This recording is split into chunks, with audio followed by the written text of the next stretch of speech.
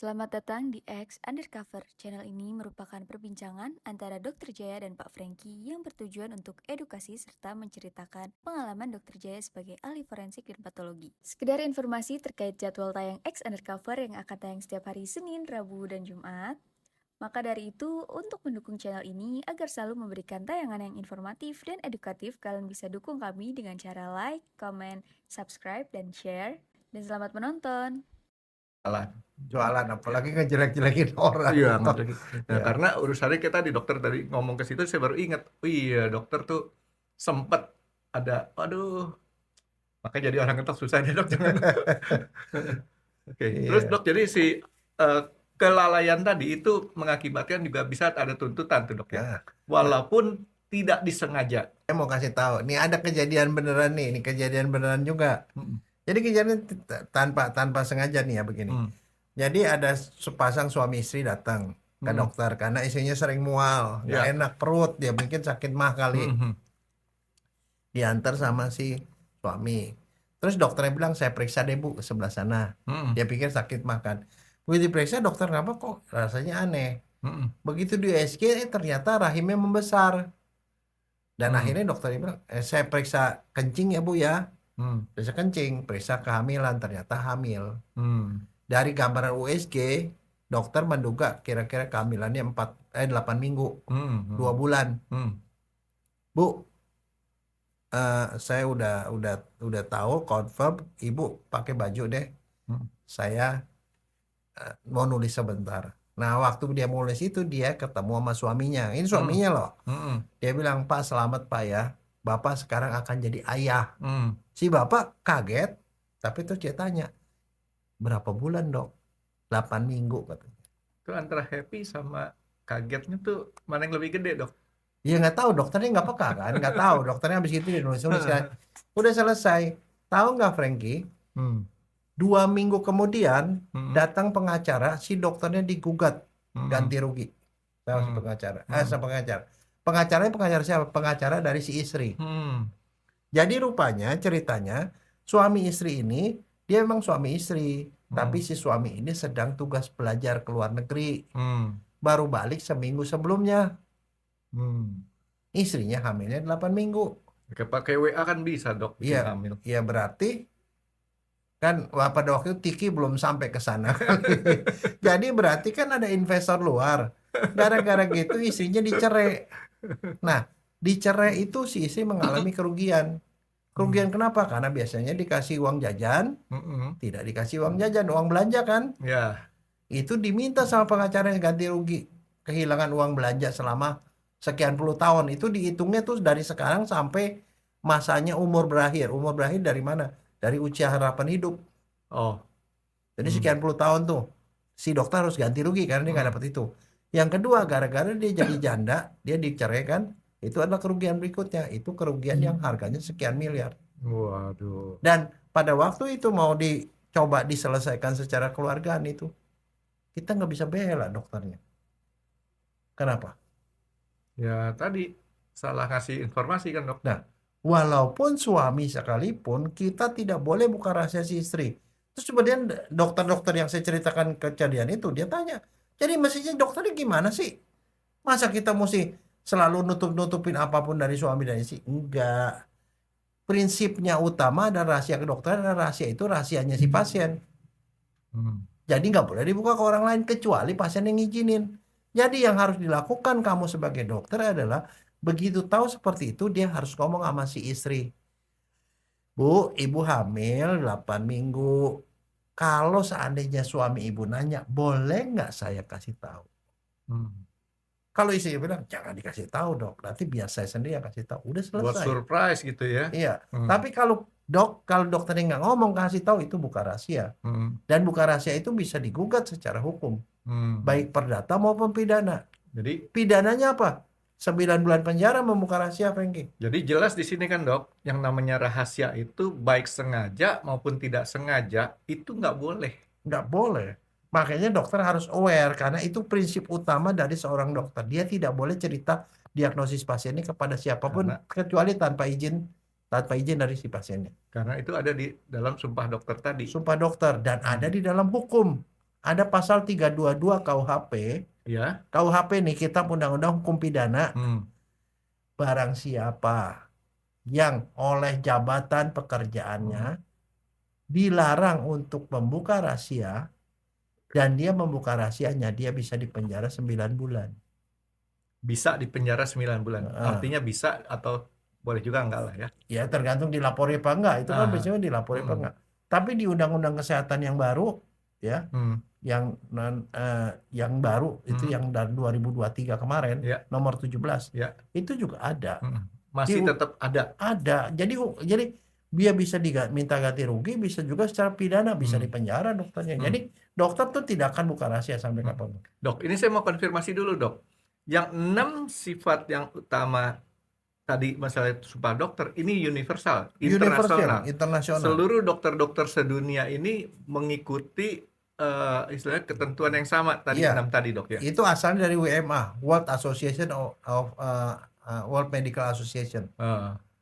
Jadi entah itu dia belajarnya lulusnya di Jerman, belajarnya lulusnya di Amerika, itu semua artinya cuman bahasanya yang beda tapi isinya semua sama ke 6 itu, Dok ya. Sumpah Dokter pun di seluruh dunia sama, Franky. Makanya ya itu adalah sesuatu yang mengikat pada dokter. Bahasanya sesuai negara, Dok. Ya, sesuai negara. Tapi ya basicnya diambil, diadopsi. Intinya gitu. sama seperti itu semua. Jadi nggak sembarangan, Dok ya. Kita minta ke dokter Anu, dia nggak boleh ya.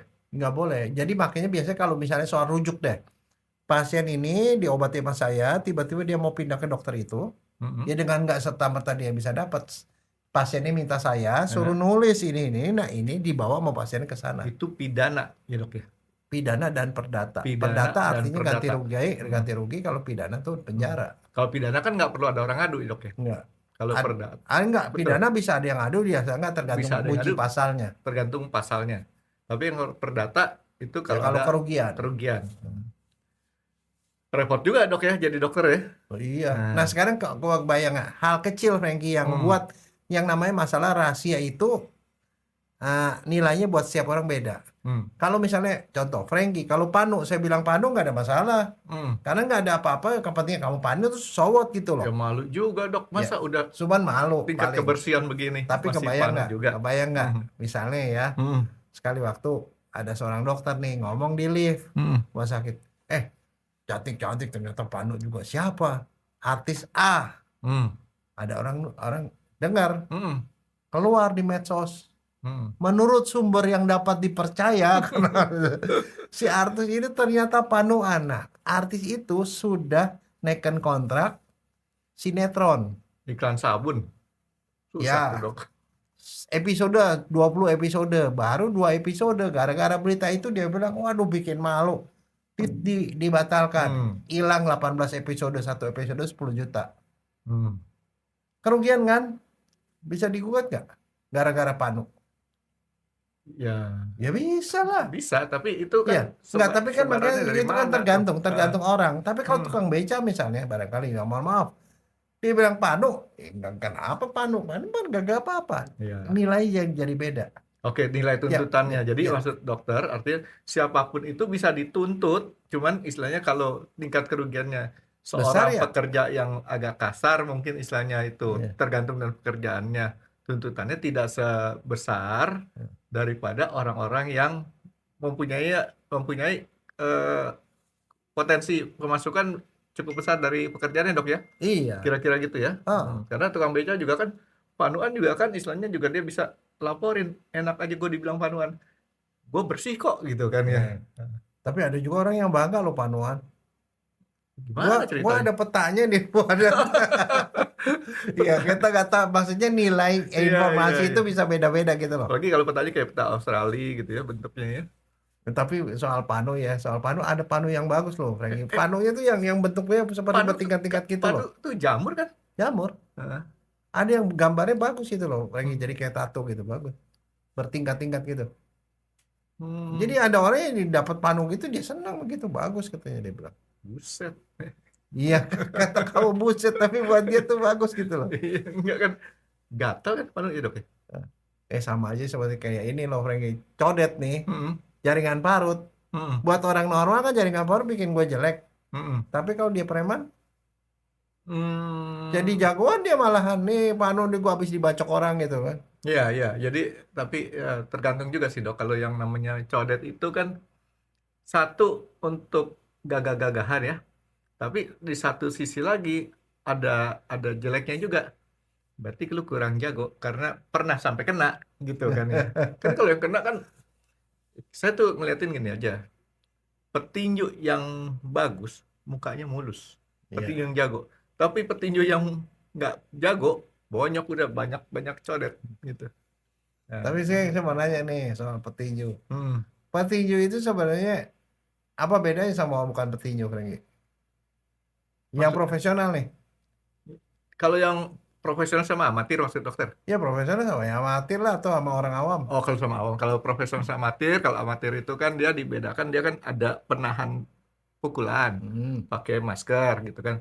Nah, sekarang kalau yang awam bertinju, ya itu kan kepuasannya beda. Kalau yang profesional dia dapat duit, yang awam itu kepuasannya nggak jelas tuh di mana tuh, mungkin Kalau karena dokter gengsi ngomongnya doang. nggak gitu.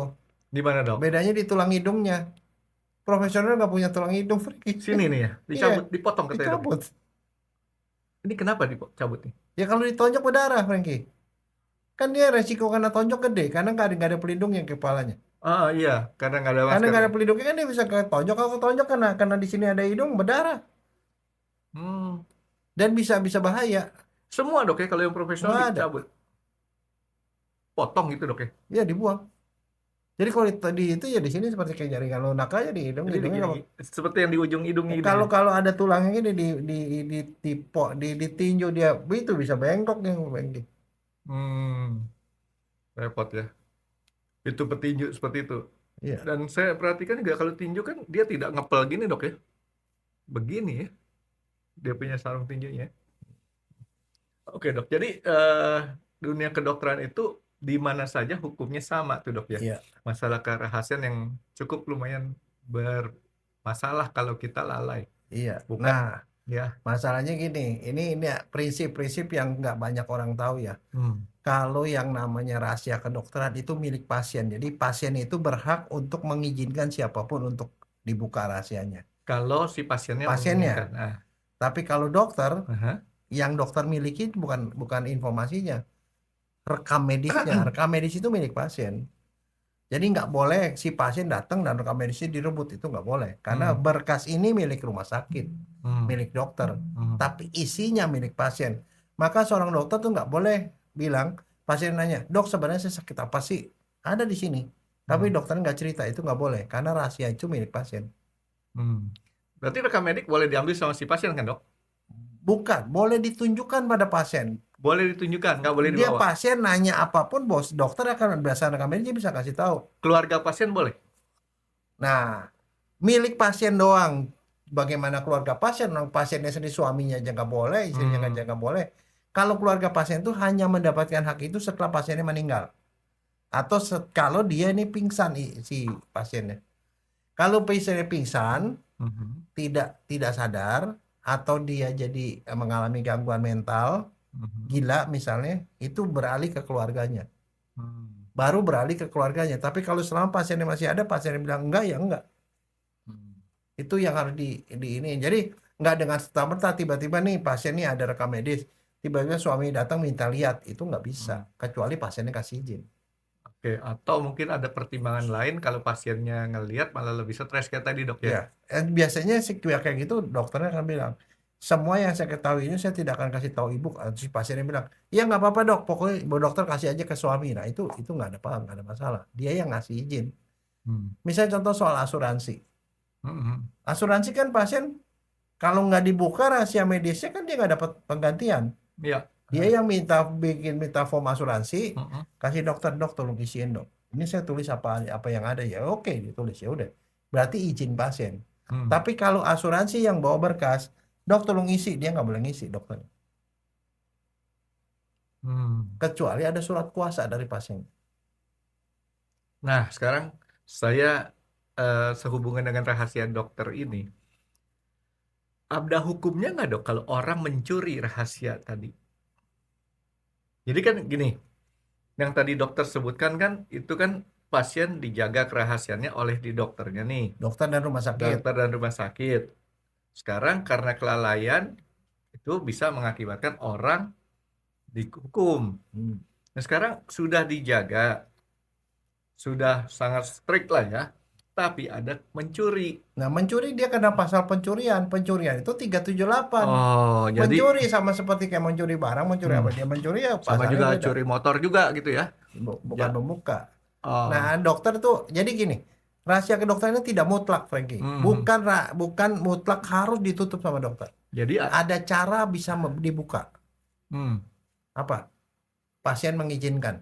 hmm, Kedua, undang-undang mengharuskan.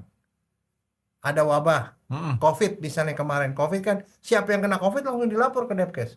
Iya, Nah, itu kan bukan rahasia. malah terbalik tuh kalau yang nggak lapor jadi masalah kan? Iya, karena itu jadi ada peraturan pemerintah dari undang-undang. Iya. Undang-undang wabah. Tiba-tiba tuh ada wabah apa? Pemerintah bilang semua pasien wabah, waktu AIDS juga pernah begitu, harus lapor ke Depkes. Oke, itu Itu. dua. Yang ketiga, Dok? Iya. Jadi undang-undang, wabah, terus kemudian perintah pengadilan atau penyidik. Visum, bikin visum. Ya. Kan dokter periksa orang digebukin kan itu rahasia. Iya. Polisi datang minta visum. Itu harus dibuka. Yang bisa buka itu polisi sama pengadilan. Dua.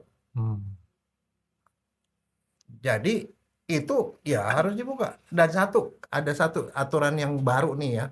Untuk kepentingan umum. Contohnya, Dok? Hah? Contohnya kepentingan umum seperti apa, Dok? Pada suatu saat itu di LA, di Lenteng Agung. LA. Ada kejadian, ada orang mati. Orang nggak tahu tuh matinya kenapa tuh. Terus dari Depkes perintahin harus diotopsi. Hasil otopsi ini harus dilaporkan. Itu nggak ada undang-undang, nggak ada apa-apa nih karena ada satu kondisi ada. Oh ternyata penyakitnya ini. Oke kalau gitu gini-gini. Nah itu bisa intervensi seperti itu, Freddy. Nah itu harus dikasih tahu. Nah berkaitan dengan visum, Dok. Visum itu kan atas perintah keinginan polisi ya. Nah sekarang kan kita kan nonton TV sering, Dok. Di visum, terus hasil visumnya disebarin di TV gitu, Tidak Dok. boleh. Yang boleh nyebarin itu visum itu adalah surat dokter dikasihnya ke polisi. Nggak boleh dikasih ke keluarga. Jadi kalau misalkan polisi dia ngebongkar juga nggak Ya, boleh. urusan polisi. Urusan polisi ya. Urusan polisi kan yang harus nyimpan rahasia kita. Polisi minta kita kasih karena ada dasar hukumnya. Kalau polisi sebar-sebar bukan urusan kita kan. Nah, jadi ada visum begitu. Nah kalau pasiennya minta, saya mau minta fotokopi visum, minta aja ke polisi. Kita udah kasih polisi boleh ngasih. Kita nggak boleh. Kita hanya ngasih ke polisi. Jadi memberikan pada yang minta, Dok ya? Iya. Dan sekarang gimana caranya kalau polisi yang minta banyak? Saya pernah dapat kejadian, Frankie. Yang minta 5 institusi kepolisian. Tapi sama semua dikasihnya kan, Dok? Kasusnya sama. Semuanya minta visum. Ya. Polres, Polsek, Polres, Polda, Mabes, sama POM. Semuanya tuh penyidik semua. Iya. Visum 1. Fotokopi. Anak peluru 1. Anak peluru 1. Itu di fotokopi atau bikin semuanya? Nggak boleh. Nggak boleh fotokopi. Aturan hukum, aturannya adalah visum itu ain malih. Cuma keluar 1 kali. Ain malih bahasa Belandanya. Ainnya ain 1 kan? Ain malih. Sekali keluar, gimana? Saya bilang gini, kamu kan penyidik semua. Kalau minta semua kan nggak bisa saya bagi-bagi. Karena apalagi anak peluru cuma 1. Anak peluru 1. Dia minta visum 5. Visum 5 kan cuma 1 visumnya. Anak peluru 1 visum mah. Ini kan cuma dikasih 1 institusi kan. Ya. Anda rundingan aja. Kan Anda aparat kan temenan semua. Rundingan aja siapa yang jadi penyidiknya. Iya. Karena buat mereka itu mungkin ada perbedaan antara penyidiknya Polres, Polsek, Polda, Mabes sama POM. Kita nggak tahu apa bedanya. Silakan rundingan. Rundingan kita kasih 1. Jadi walaupun diminta sama orang pihak-pihak yang memang punya kemampuan untuk meminta, ya jangan konflik mereka dibawa ke kita dong. Itu aja jadi sih. tetap dokter ngasihnya 1. Ya, suruh 1. mereka atur sendiri deh ya. Iya. Nah yang lainnya kan boleh minta sama yang dikasih ini kan. Boleh minta sih urusannya dia bukan urusan kita. Tapi kita nggak bisa menyebarkan itu. Apalagi asuransi. Asuransi tadi kan saya udah bilang. Pasien yang bawa. Apalagi general check up, Frankie. General check up. Kamu mau masuk jadi pegawai, Mm-mm. perusahaan udah kerjasama sama rumah sakit, kamu periksa lab begini-gini, ternyata kamu ada penyakit-penyakit macam-macam. Kan saya harus kasih data ke perusahaan. Iya, iya. Karena kenapa? Asuransi kenapa boleh saya kasih rahasianya? Nggak tahu juga, Dok. Ya karena yang mengadakan kontrak adalah perusahaan dengan rumah sakit. Mm-mm. Ini bukan pasien. Oh, Ini adalah orang yang dikirim oleh perusahaan itu kan, kontrak kita sama perusahaan. nah, tapi kalau misalkan contohnya nih, Dok ya. Eh, ini saya ambil contoh, kan tadi dokter bilang rumah sakit. Saya coba kritis dikit. Seseorang pada waktu asuransi sekarang kan suka ada yang polisnya itu tidak perlu check up dulu. Hmm, Pada waktu centang tidak ada penyakit jantung. ya.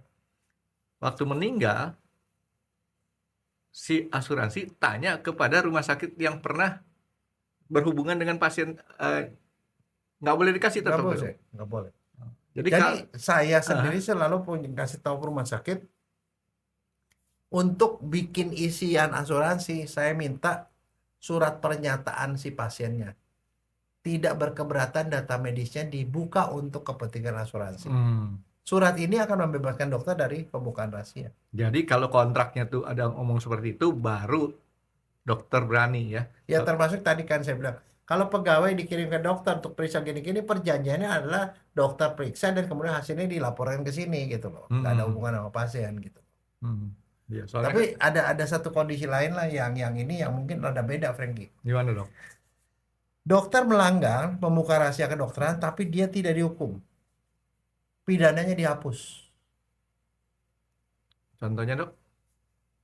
Ada 4 kondisi. Itu 2 SKS tuh, Frankie, kalau di Fakultas Hukum. Hmm. Itu namanya dasar penghapus pidana. 2 SKS artinya 2 jam selama dalam 1 minggu, dan itu 1 semester, Dok. Ya. Nah, yang ngedenger di kita cuman ngedengerin sebentar doang nih dan dapat 2 SKS. Itu namanya Strafrechtsleutiggrond. Ah, Di dalam hukum itu namanya Strafrechtsleutiggrond, dasar penghapus pidana. lu ngomongnya dia udah lingkar-lingkar nih Keriting ya. lidah nih. Itu dasar penghapus pidana bahasa Indonesia, itu ada 4 pasal doang, 49, 50, 51. 48, 49, 50, 51 KUHP. Jadi begini, orang melakukan tindak pidana tapi dia tidak dihukum karena ada yang menghapuskan pidananya. Ada 4 kondisi. 1, yang namanya overmah, Maksa. daya paksa. Ah. Terpaksa. Saya nggak boleh buka rahasia. Ada seorang perempuan datang ke saya, ya, itu dia ternyata penyakit kelamin. Besoknya datang suaminya. Begitu masuk, dok, istri saya sakit apa? Saya bilang, aduh pak, sorry pak, saya nggak bisa ngomong pak, saya dokter, saya gitu. Tiba-tiba dikeluarin, dikalungin celurit di leher saya, kalungin celurit, Frankie. Iya dokter nggak ngomong sih nggak apa-apa katanya. Kira-kira kalau kamu jadi dokternya gimana, Frankie? Ya, kalau dia minta kayak gitu, Dia nggak ngancam loh, cuma dikalungin celuritnya, dikalungin doang kan bagus mungkin ya kelihatannya. ya susah juga, Dok. Sampai dikalungin ya. Kalau celuritnya emas ya dikalungin, lumayan juga kita pegang. Nah gitu. itu namanya overmah, Overmah. daya paksa. Itu boleh dihapuskan. Lah terus dia bilang, iya istri ada sakit kelamin. Udah gitu, sudah gitu. Gara-gara gitu dia bicara sama istrinya. Istrinya tuh kemudian gugat saya. Overmah, saya bilang. Saya benar buka rahasia tapi dihapuskan pidana saya karena ada daya paksa. Daya paksa tadi, overmah. Saya nggak bisa dipidana. Itu satu kondisinya. Yang kedua, Iya. Noodwear. NOODWER, Noodwear namanya. Itu namanya berat lawan. Kondisi sama, tapi suaminya nggak kandungin celurit karena dia takut kalau celurit kan bisa ditangkap polisi, dia bawa celurit. Iya. Dia sih ngomong, dokter nggak kasih tahu sih nggak apa-apa, tapi saya tahu dokter punya anak 2 kan. Satu tuh sekolah di sekolah A, satu di sekolah B. Dokter kan pagi-pagi suka nganterin tuh jam 5:30 tuh. Dokter berhenti di situ, saya suka lihat tuh dokter gini-gini. Dia cuma ngomong gitu doang. Terus kira-kira kalau kamu jadi dokternya, kira-kira kamu akan buka apa enggak? Ya susah Itu lagi, bisa Dok. iya bisa enggak kan? Iya. Tapi beda dengan overmah tadi. Overmah itu ujungnya mati. Iya. Terpaksa. Kalau ini kan ya artinya Ya dia sempat ngancam Ada gitu, gertakan seperti itu. gertak. Nah. Saya bilang, ya, udah gitu. Tapi awas ya kalau anak saya kenapa-napa, saya bilang. Hmm. Saya buka, saya nggak bisa dihukum. Hmm.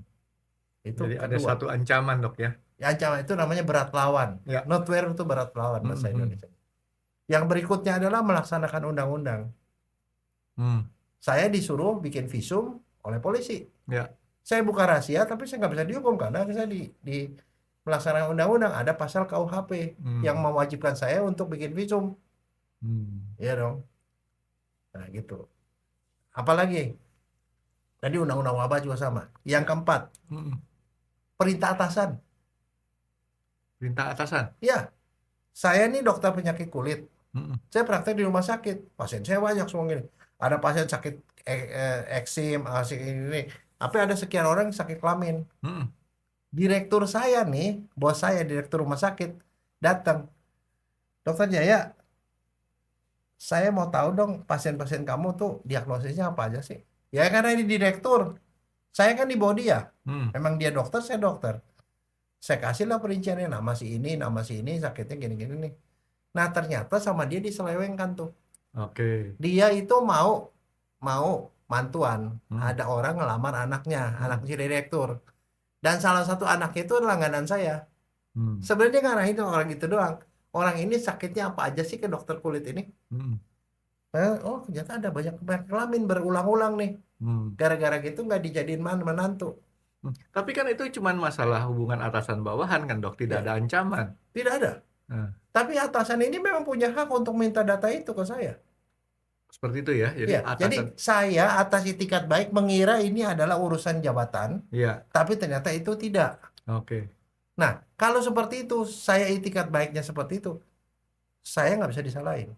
Karena itu saya merasa itu hubungan jabatan, ternyata dia yang ngaco, bukan saya. Iya. Nah, itu kita nggak bisa Jadi dia dihukum. bertindak dengan kapasitas sebagai atasan, Ya, bukan pribadi. Ya, tapi kalau atasannya bukan atasan nggak bisa. Misalnya contoh gini, saya kerja di rumah sakit A, tapi saya juga kerja di RSCM, kayak di FKUI kan sebagai dosen kan. Ya. Saya punya kepala departemen.